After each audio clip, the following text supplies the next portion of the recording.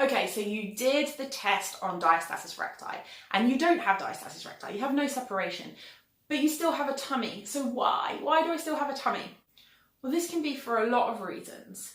And first of all, I want to say diastasis recti isn't the be all and end all. It isn't the only thing that can be going on with our abdominal muscles postpartum. It might be that you just have weak muscles that are stretched out and distended. Now, if you gave birth a month ago, 2 months ago, 3 months ago, 4 months ago, that's completely normal to still have a tummy. And that may be partly to do with still weak muscles that haven't completely gone back to where they used to be. If you're later in the game, getting up towards a year postpartum, you still have a really big tummy, that might be a bit of a problem and something that you want to work on. But early on, it's important to have realistic expectations. You're likely to leave the hospital with a big saggy belly. That's what most women experience. And as time goes on, you'll see more tone coming into the abdominal muscles and the muscles sort of going back to where they were, especially if you started doing the breathing and alignment exercises really early on. If you haven't experienced any improvement and the tummy is still just as big, 5 months, 6 months postpartum as it was in the beginning, then you might need some gentle core exercises or a well-designed core program to increase the tone of those muscles. And we'll go through all that in this program. So keep that in mind. You may or may not have a separation of the abdominal muscles, a separation between the two sides of the rectus abdominis. But you may still have distended muscles, and that's normal. But you do want to see it gradually improving as you progress through your first year postpartum. Another really important point to make is that it may not be because of distended muscles. You might have more fat on your abdomen than you had before. Most women gain somewhere between at least 5 to 10 kilos during pregnancy, and some gain a lot more. If that's the case, it's normal that you would have a bigger tummy. You've got a swollen uterus, you probably have slightly weaker abdominal muscles that are a little bit distended, and you probably have more fat everywhere on your body, not just on your tummy. Even if you've kind of gone back to your original weight, but you just have a disproportionate amount of fat on your belly, more than what you used to have, that's also pretty normal.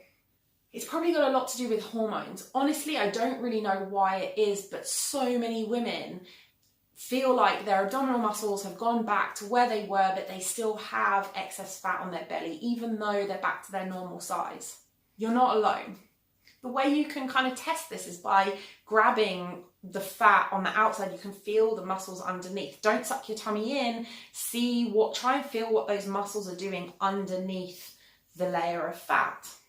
If they're slightly distended, that's probably adding to the appearance of a tummy. So what do? First of all, if you have slightly weak muscles that are a little bit bulging out, even though you don't have diastasis recti, again, just work through the core modules of this program. It will just take you step by step through. I'll teach you how to identify when an exercise is too easy and you need to progress onto a harder exercise. And I'll teach you when an exercise is too hard and you have to regress to an easier exercise. And that way you can properly strengthen your muscles without kind of making things worse. Remember, it's about restoring and connecting to your abdominal muscles first, not just kind of smashing away at them with loads of traditional ab exercises. I really want to make sure that you understand if you have more fat than you would like in your abdominal region, please don't think that doing core exercises are going to help you burn that fat. That's called spot reduction, and it's well and truly proven that you can't burn fat from a body part by doing exercises on that body part.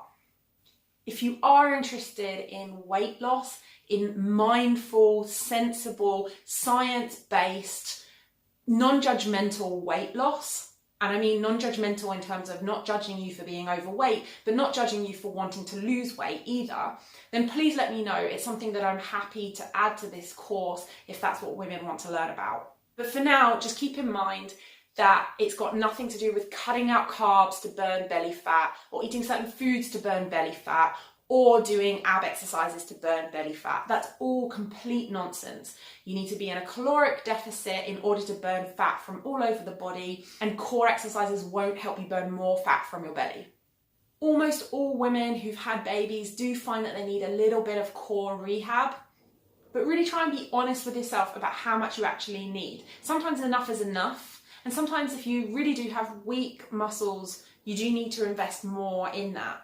It isn't a one size fits all. It's going to be so different from woman to woman. So I hope this course will help you navigate that.